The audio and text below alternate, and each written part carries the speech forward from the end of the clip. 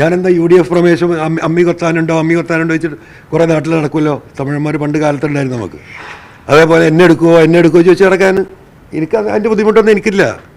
നിങ്ങൾ വിചാരിക്കുന്ന പോലെ ഒരു സീറ്റ് നിങ്ങൾ എവിടെ മത്സരിക്കുന്നൊക്കെ ആർക്ക് മത്സരിക്കണമെന്ന് ഈ ഒരു 3 MLA എന്ന് പറഞ്ഞ അക്ഷരം വലിയ സംഭവമൊന്നുമില്ല, ധാരണയിലല്ലേ നടക്കുന്നത്. എനിക്കങ്ങനെ ഒരു ധാരണയില്ല. ഈ TMC, SP, DMK, UDF ഈ നേതാക്കളുമായിട്ടൊക്കെ ചർച്ച തുടരുന്നുണ്ട്. ഏതിൽ ചേരണം എന്നുള്ളൊരു കാര്യത്തിൽ ഒരു ആശയക്കുഴപ്പമുണ്ടോ? ഒരാശയക്കുഴപ്പമില്ല. ഞങ്ങൾക്ക് കൃത്യമായ ധാരണയുണ്ട്. കൃത്യമായ റിട്ടേൺ പ്രപ്പോസൽ നമ്മൾ കൊടുത്തിട്ടുണ്ട്. ആ റിട്ടേൺ പ്രപ്പോസലിനോട് ആരാണോ ഞങ്ങൾ ഉദ്ദേശിക്കുന്ന രീതിയിൽ സിൻസിയറായിട്ട് റിയാക്ട് ചെയ്യുക, ആ റിയാക്ഷൻ കിട്ടിയതിന് ശേഷം ഞങ്ങളത് പരിശോധിച്ചിട്ട് അത് ഗുണകരമാണ് DMKക്കും കേരളത്തിൽ ഞങ്ങൾക്കുമെങ്കിൽ അങ്ങനെ തീരുമാനം എടുക്കും.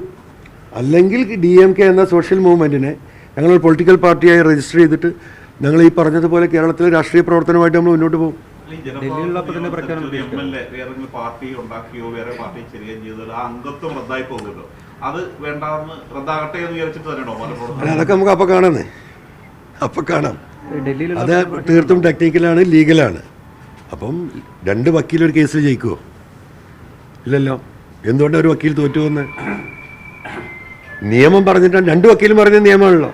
നമ്മളെന്താ പറയുക, നമ്മൾ ലീഗൽ ഒപ്പീനിയൻ എടുത്തിട്ടുണ്ട്, വക്കീൽ പറഞ്ഞിട്ടുണ്ടെന്നാണ് പല കാര്യത്തിൽ നമുക്കൊരു ധൈര്യം നൽകല്. എന്നിട്ട് എന്താ ഒരു വക്കീൽ തോറ്റു പോകുന്നത്? നമ്മുടെ നിയമങ്ങൾ എന്ന് പറയുന്നത് ഫ്ലെക്സിബിളാണ്. അതിന് ആ ഒരു നിയമം ഉണ്ടാക്കുമ്പോൾ അതിനൊരു ഇൻറ്റൻഷൻ ഉണ്ട്.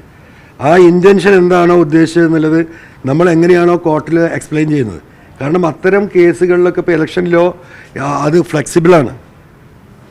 അതിങ്ങനെ ഡൈല്യൂട്ടായി കിടക്കുകയാണ്. സ്വതന്ത്ര അംഗമായിട്ട് ഗുജറാത്ത് ജയിച്ചിട്ട് പോലും അദ്ദേഹം കോൺഗ്രസിലേക്ക് പ്രവേശനം ഉണ്ടാകുന്നത് ആ തെരഞ്ഞെടുപ്പ് അടുക്കുന്ന സമയത്ത് മാത്രമാണ്. നേരത്തെ അനുകൂല നിലപാടെല്ലാം സ്വീകരിച്ചിരുന്നു, പക്ഷെ അത് അംഗത്വം റദ്ദാകുമെന്നുള്ള സാധനം കൊണ്ടാണ്. അപ്പൊ അതിനെ നമുക്ക് മാറ്റിമറിക്കാൻ പറ്റില്ലല്ലോ. ചേലക്കര തെരഞ്ഞെടുപ്പിൽ ഇവിടെ എന്താ ഒരു കീഴ്വഴക്കുണ്ടെന്നാണ് പറയുന്നത്. എന്താണ്? തെരഞ്ഞെടുപ്പിൻ്റെ 48 മണിക്കൂർ മുമ്പിൽ ആ മണ്ഡലത്തിലില്ലാത്ത ജനങ്ങളൊക്കെ പൊയ്ക്കൊള്ളുന്നു. ഞാൻ പോയോ? ഞാൻ അവിടെ നിന്നല്ലോ, എൻ്റെ പ്രവർത്തകർ നിന്നല്ലോ. പത്രസമ്മേളനം നടത്താൻ പറ്റില്ല, ഞാൻ നടത്തിയോ? അങ്ങനെ ഒരു നിയമമില്ല. അപ്പോൾ എന്താ പറഞ്ഞത്? എൻ്റെ അടുത്ത് വന്ന ആ ഡെപ്യൂട്ടി കളക്ടർ, ഇത് കീഴ്വഴക്കാണ്, അത് വീട്ടിൽ പറഞ്ഞാൽ മതി പറഞ്ഞു. ഞാൻ നമ്മൾ നിയമത്തിൻ്റെ മുകളിലാണ് ഇവിടെ നിൽക്കുന്നത്. ഞാനിപ്പോൾ നിൽക്കുന്നത് എന്താ ഒരു നിയമത്തിൻ്റെ മുകളിലാണ്. അപ്പം ഈ നിയമങ്ങൾ ഇവിടെ തെറ്റിദ്ധരിപ്പിക്കപ്പെട്ടിട്ടുണ്ട്. അപ്പോൾ അങ്ങനെ ഒരു തീരുമാനം എടുത്ത് പോകുമ്പോൾ അതിനെ നിയമം എങ്ങനെയാണ് അട്രാക്റ്റ് ചെയ്യുന്നതെന്നുള്ളത് ചെറിയൊരു ബോധം എനിക്കുണ്ട്. ഞാനൊരു നിയമ വിദ്യാർത്ഥിയൊന്നുമല്ല. എനിക്ക് വിവരമില്ലെങ്കിലും വിവരമുള്ള ആളുകളോട് നമ്മൾ ചോദിക്കുന്നുണ്ട്.